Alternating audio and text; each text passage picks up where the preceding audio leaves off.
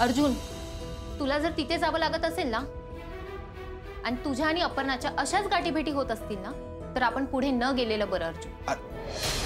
आपण इथेच थांबूया अर्जुन।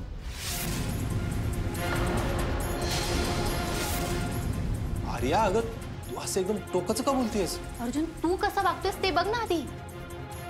आर्या सॉरी, माझ्यामुळे तू दुखवली जातेस हे कळतंय मला, पण प्लीज समजून घे ना तू मला। अर्जुन, प्रत्येक वेळेला मीच का समजून घ्यायचं? नाही नाही तसं नाही आर्या, पण 7 वर्षानंतर मी पहिल्यांदा अमोलला भेटलो ना।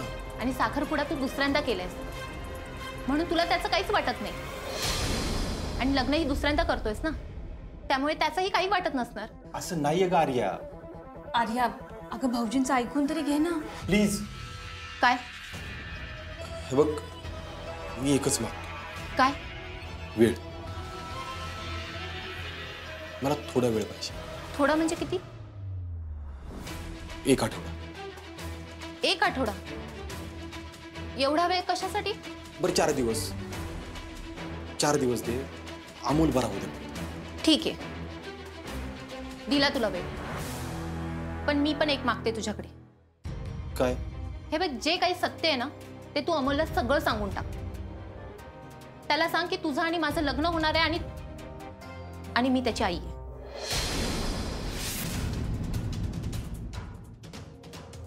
आर्या, अगं तू हे अमोल किती लहान आहे, त्याला काय कळतंय?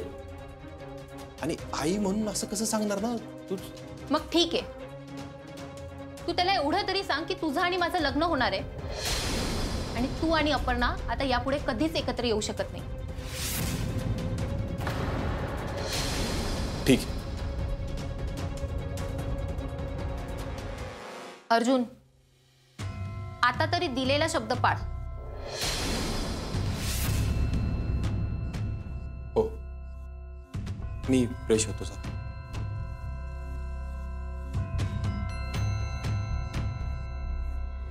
जाऊबाई, मी काही चुकीचं बोलले का आता?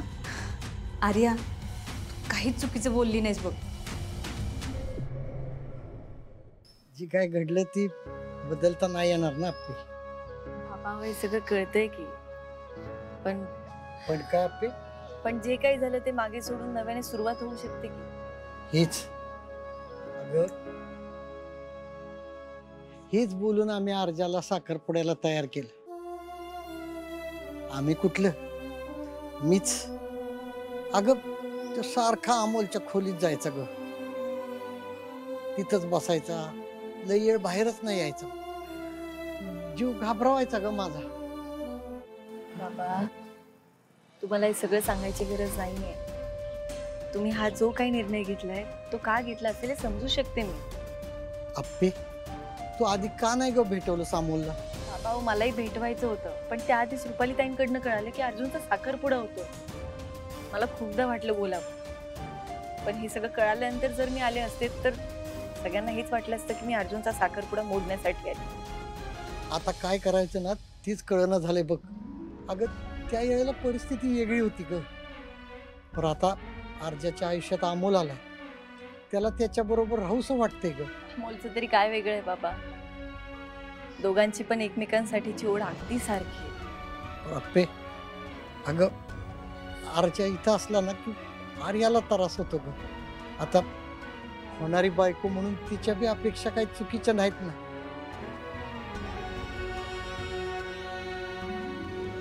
बाबा, अप्पे, मला तर वाटतं ना की मी तुमचा गुन्हेगार आहे का, मीच या दुःखाचं कारण आहे। बाबा असं काही नाहीये। अहो, तुमची यात काहीच चुकी नाहीये। अगं नाही कशी अप्पे, अगं मी जरा कळ काढली असती तर मीच अर्जुनकडनं वचन घेतलं नसतं ना तर यो गुत्ताच वाढला नसता बघ। बाबा, तुम्ही एवढी वर्ष थांबलात की कोण थांबतं सांगा मला। आणि या सगळ्यात मला माझी पण चुकी वाटते। अर्जुनने संबंध तोडले म्हणून मी पण बोलायला आले नाही। मी पण बोलायला हवं होतं ना तुमच्याशी। होय अप्पे, का नाही बोललीस तू? का? बाबा हो, मला बोलायचं होतं, पण मी कसं बोलणार होते? मी जर तुमच्याशी बोलायला आले असते ना तर अर्जुन चिडला असता, आणि तुमच्याशी बोलायला आले असते तर तुम्ही मला अमोल विषयी विचारलं असतंच की। मग मी काय सांगायला पाहिजे होतं तुम्हाला? अर्जुनने आधीच सांगितलेलं, मला नव्हतं काही कळत बाबा. खरं आहे अप्पे, हे अजिबात सोपं नाही ग.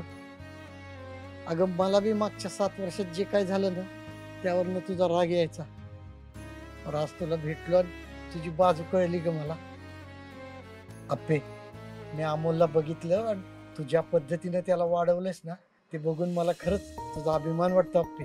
हो बाबा, नाही, माझ्याकडनं जेवढं झालं तेवढं केलंय मी. अगं भरपूर दिलंस तू अप्पे. मला तर वाटते ना की अमोल तुझ्याकडे होता ना तेच लय बरोबर झालं बघ. आणि बाबा, तुम्ही अजिबात काळजी करू नका. मी अर्जुनला आणि अमोलला कधीच वेगळं नाही करत. आणि तुमचं काय अप्पे?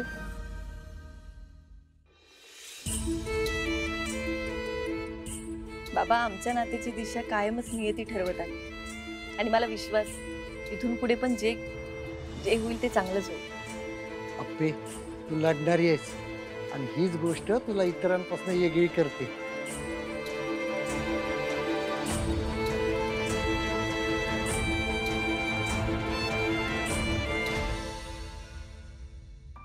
आर्या, आता आलीस तर जेवण करून जा. हो. बरं, मी काही मदत करू का? अगं नाही, नको, झालंय सगळं करून. हे एवढं आवरलं ना की जेवायलाच घेऊयात. तोपर्यंत मामनजी पण येतील. जाऊबाई, एक विचारू का? अगं विचार की. या अपर्णाकडे पण काय जादू आहे ना? म्हणजे आत्ताच अर्जुन माघारी आला तर बाबा गेले तिकडे. आर्या, मी तुला आधी पण सांगितलं, अपर्णाकडे जादू नाही, अमोल आहे. खरे, पण आता अमोल असो किंवा काही, मी अर्जुनला अपर्णाकडे जाऊ देणार नाही म्हणजे नाही. आणि तू भाऊजींची स्पष्ट बोललीस ना, ते एका अर्थाने बरंच झालं. हो, तसं मी रात्रीच ठरवलं होतं. आता अर्जुनला मनमानी करून द्यायची आणि जे काही असेल ना ते एकदम स्पष्ट बोलायचं. या अपर्णाची लुडबुड ना आता मलाही सहन होत नाही. आर्या, मास रडत बसण्यापेक्षा काहीतरी मार्ग का. म्हणजे? अगं म्हणजे असं काहीतरी कर की जेणेकरून अपर्णा जरी भाऊजींच्या समोर आली ना तरी भाऊजींचं तिच्याकडे लक्ष नाही गेलं पाहिजे. हो, पण हा प्रयत्न आपण करत असतो ना. आर्या, तुला सगळ्याच गोष्टी सोप्या करून सांगाव्या लागतात का ग? म्हणजे? इकडे खाली बस.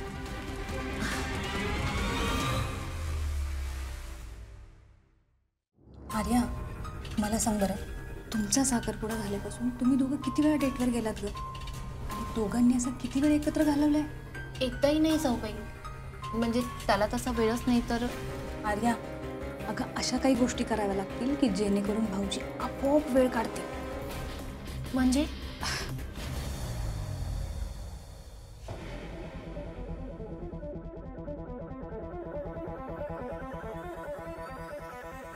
जाऊबाई, अहो कसली भन्नाट आयडिया आहे ही. माझ्यावर नंतर मान, पण आता मी जे काही सांगितले ना ते कसं करायचं त्याचा नीट विचार.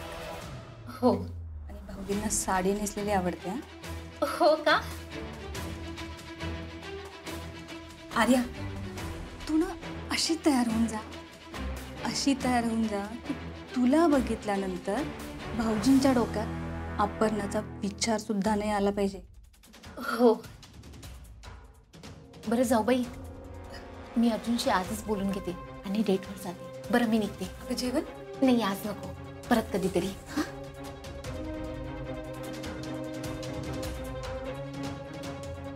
आर्या आणि भाऊजींचं लग्न होणारच. काळ्या दगडावरची पांढरी रेख.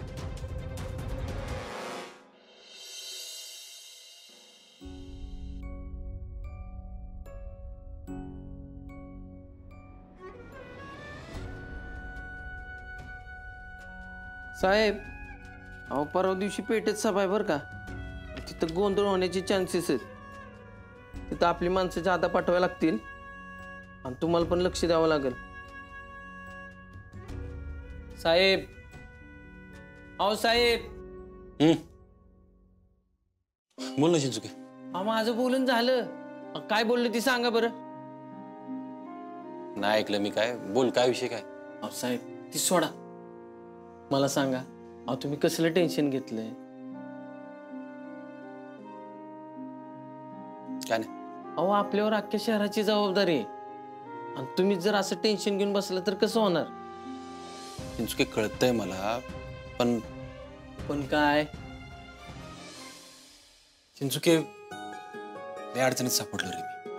तिकडं अमोलला वाटतं मी त्याच्या बरोबर राहू, इकडं आर्य म्हणते आप्पीच्या घरी पाऊल पण ठेवायचं नाही. मी करू तर काय करू मी? जे तुमचं इकडं आडन तिकडं वीर झाले.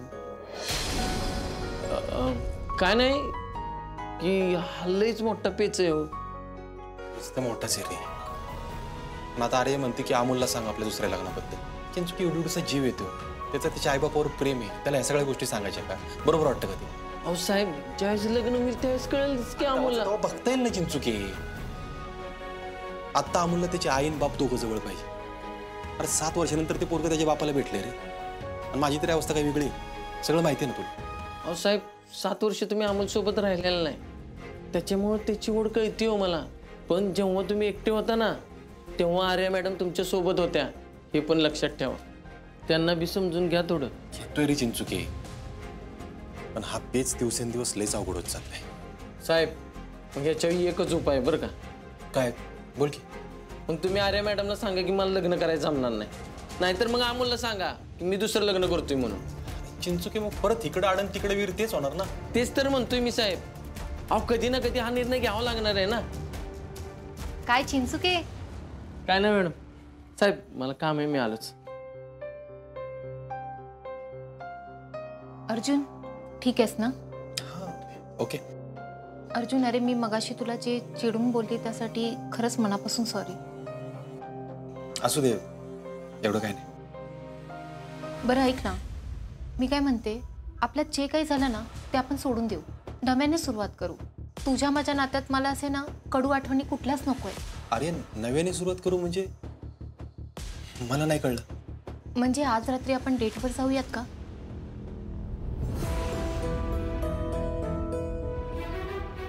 डेट? हे काय मध्येच आता म्हणजे? अर्जुन, अरे आपला साखरपुडा झाल्यापासून आपण एकदाही डेटवर गेलो नाही. प्लीज ना.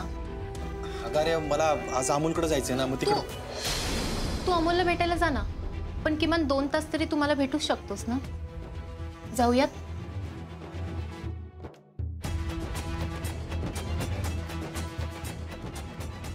जाऊया.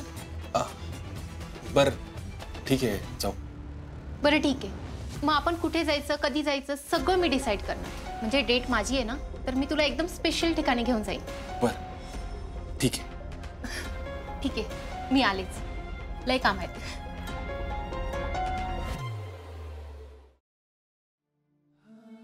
ए नियती, तुला काय मिळतं मला प्रत्येक वेळेस अडचणीत टाकून?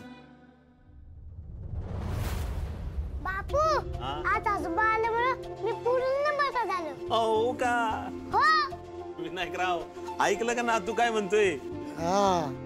अरे अमोल बाळा, मला पण ना तुला भेटून लई बरं वाटलं बघ. आता मला निघायला लागल. का बरं? अरे मला घरी काम आहे बाळा.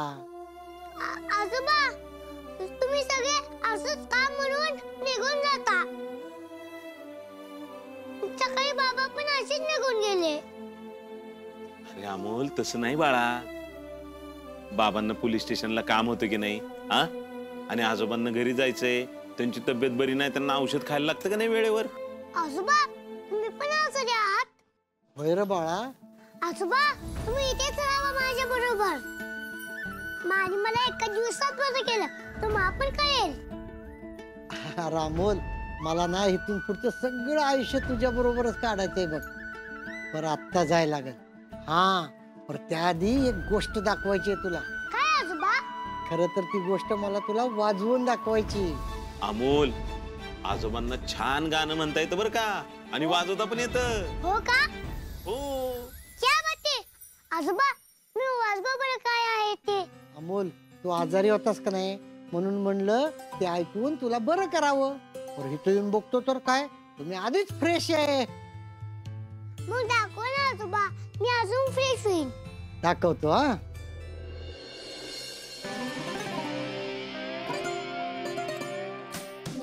हा तर माझं मौत आहे की नाही? ये, सापडला, सापडला, सापडला. ये, सापडला, सापडला. हो हो अमोल, पडशील खाली.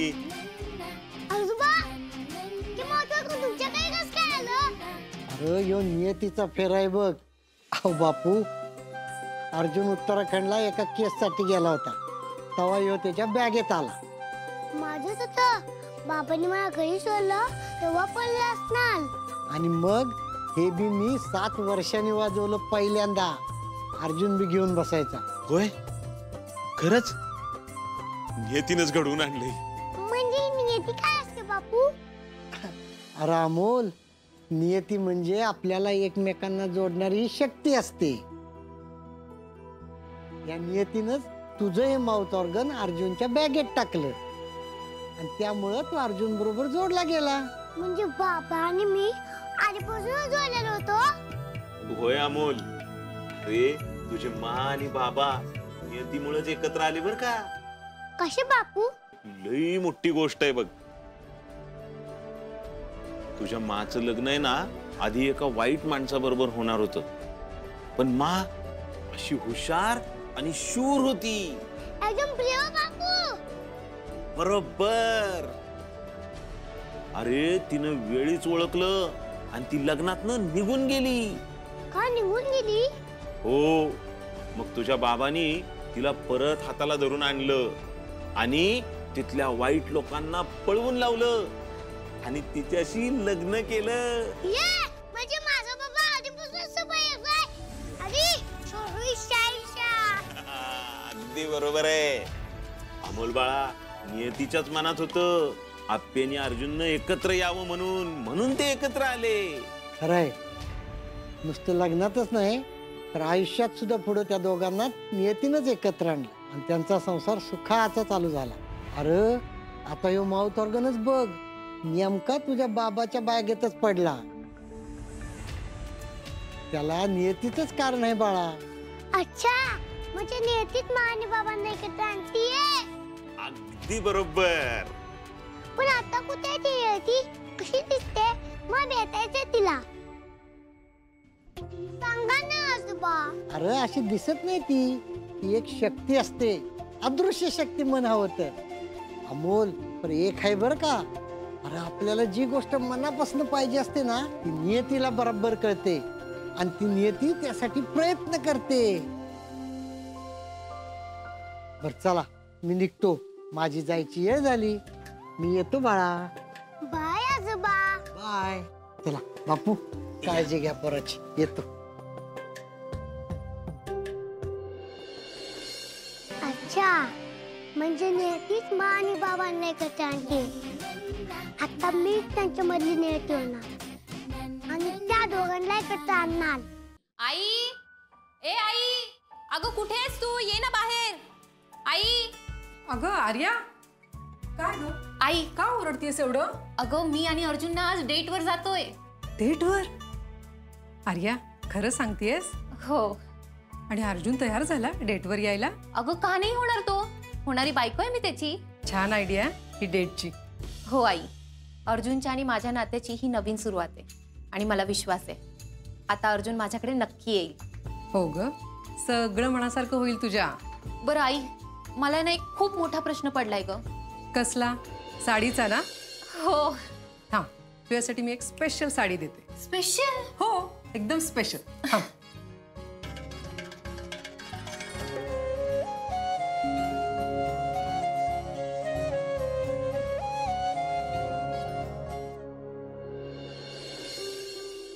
वाव, आई काय सुंदर साडी आहे ही. अगं भरजरीची आहे की ग? आर्या, अगं तुझ्या बाबांनी ना लग्नानंतर घेतलेली ही माझी पहिली साडी आहे. आई, अगं ही साडी तू मला देतेस? अगं मी काय करणार आता या साडीचं? आणि हे बघ, माझं कोकरू खुश ना तर मी खुश. आणि हे बघ, तुझ्या आनंदाशिवाय ना आता मला काही नकोय. थँक्यू आई, थँक्यू सो मच.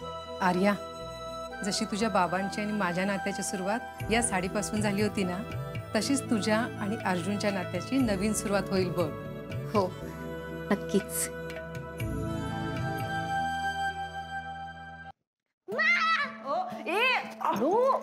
अमोल, काय चाललंय तुझं?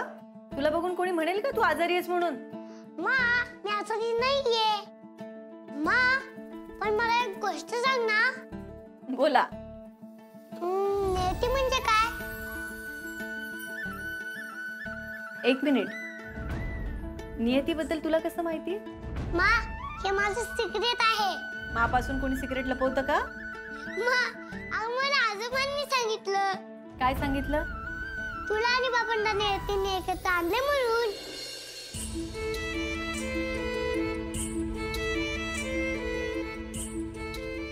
आपे आजचाच दिवस आहे. हीच ती वेळ आहे.